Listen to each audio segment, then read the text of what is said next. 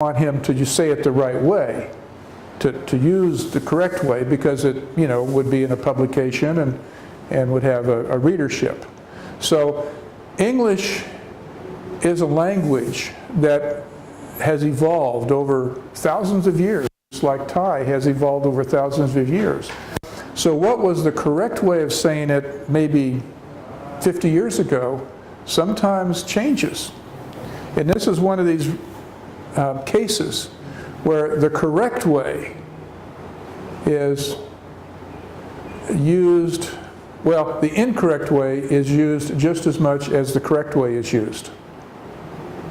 So I wanted you to know the right way, but I also want you to know that if you use her instead of she, no one's going to care. No one's going to notice. Teacher, absolutely can use she and her. Well, there are some times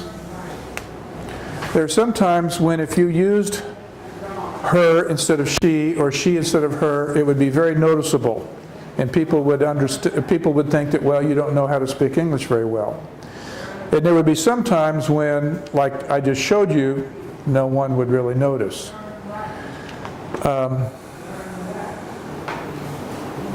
I'll find some exercises where we can practice that some more.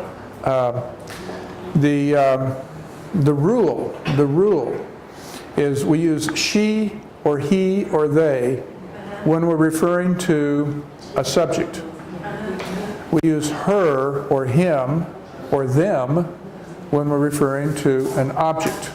That's the rule. That's the rule. And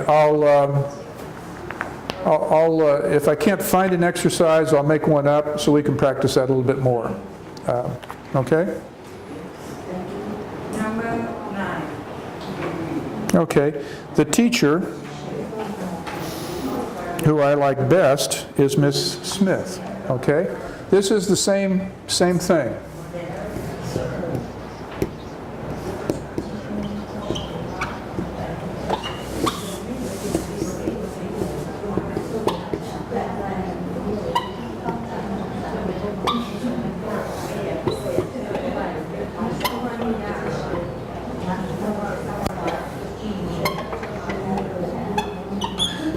The teacher, blank, I like best. Now,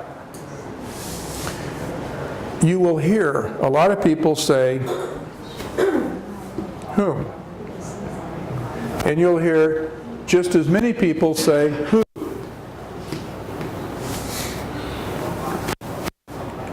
In ordinary spoken English, you'll hear both. In this case, the correct one is who, because teacher, who I like best is Miss Smith. Miss Smith refers back to teacher, who is the subject. So Miss Smith is what we call a predicate nominative. And who is referring to Miss Smith, which is the same person as the teacher, so we would use who? Predicate nominative. Predicate nominative. Okay? Now, by the way, I just realized this. Do you know the difference in English between Miss, the abbreviation Mrs.? Do you know the difference? Yes. Yeah. Married and not. Yeah, this would be a single person, and this would be a married person.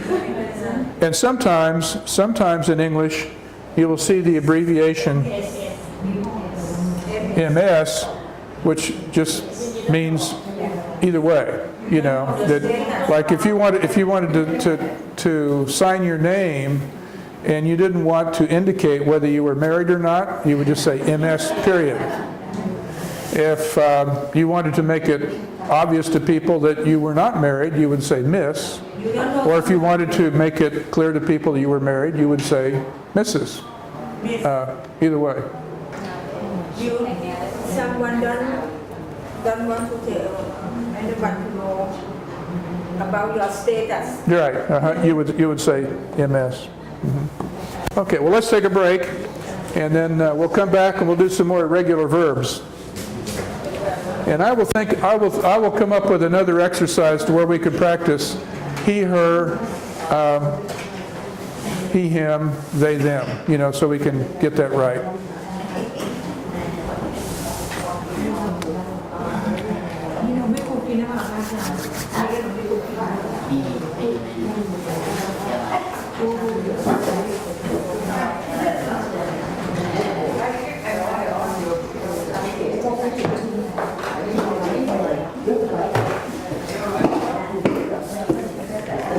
Which one you like best, sir?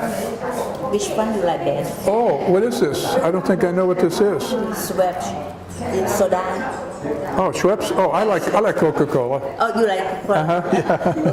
Thank you. Thank you so much. You're very kind. You are very, very kind.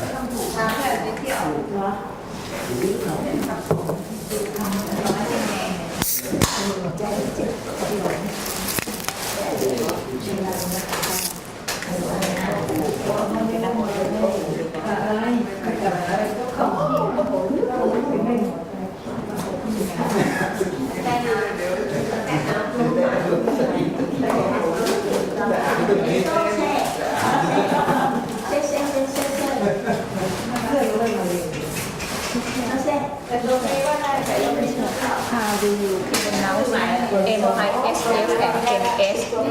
Oh, how do I pronounce M.S.? N.S. Ms. Miss. Ms. If M-I-S-S. Okay.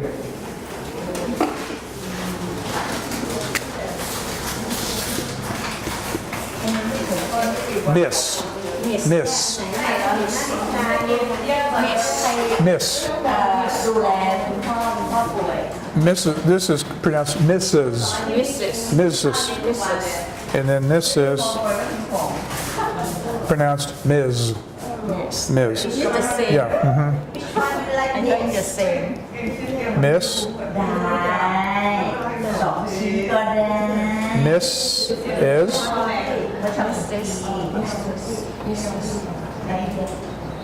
Ms. Will you put the hot water? Yes, please. Thank you. Yeah.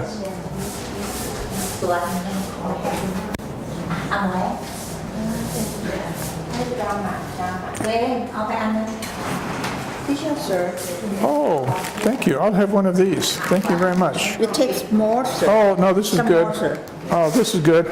Good plenty. Thank you very much. And how about You're very kind. It's strong. Oh, we have so many things here. Thank you. I like bananas. Yeah. Thank you. You are always taking care of me, Nat. Thank you. Never mind ไม่ได้ ไม่ใช่ค่ะเรื่องไปคือ impolite way to say Well, will never mind. You can say it in a way that is polite, or you can say it in a way that's rude. It has to do with inflection. For example, if I said, never mind, then I'm being polite to you. But if I said, never mind, then I'm being rude to you. So it's the same word, but it's just the way you say it.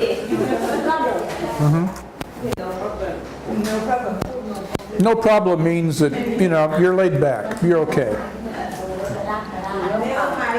if someone apologize to you say apologize I'm sorry and apologize Yeah. no more Yeah, you can say, never mind.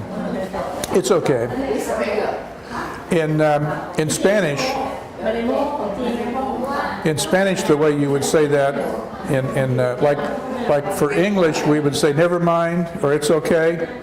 In Spanish, we would say, está bien, which is the same thing as saying, it's okay. It's good.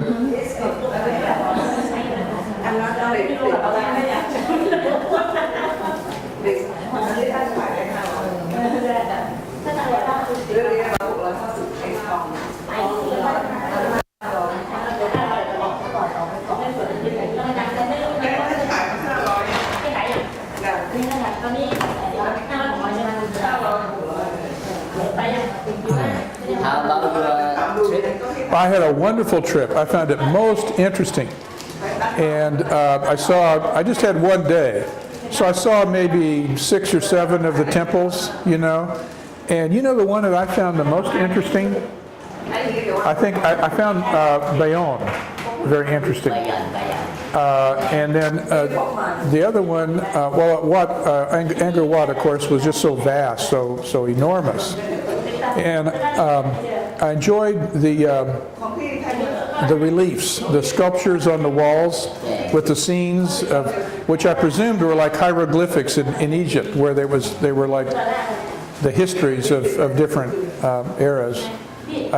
But there was I forgot the name of the temple where the banyan trees were growing all over the temples. What was the name of that? It was. I remember Angkor Wat, Angkor Thom, and Bayan. Angkor Thom is the one that had the banyan trees that, you know, where the roots go over all of. Yeah, I found that very interesting. Now I find some picture. Cannot find. I have to look. Oh yeah, yeah. ไปกับพระอาจารย์ไม่ได้ไปด้วยกัน อันนี้ไปล่าสุด ไปบายัน ปีที่แล้ว บายัน I found it. What I found interesting was how well you could explore Bayonne more than you could Angkor Wat. Angkor Wat is a big tree near Angkor Wat Yeah, this is at Angkor Thom or Bayonne. Angkor Thom บายัน Angkor Wat Angkor Thom มันผสมกันหมดพระอาจารย์นี่ไง Angkor Wat some concept some idea in Hinduism I went 2 times Angkor Wat Yeah, 2 times. Yeah.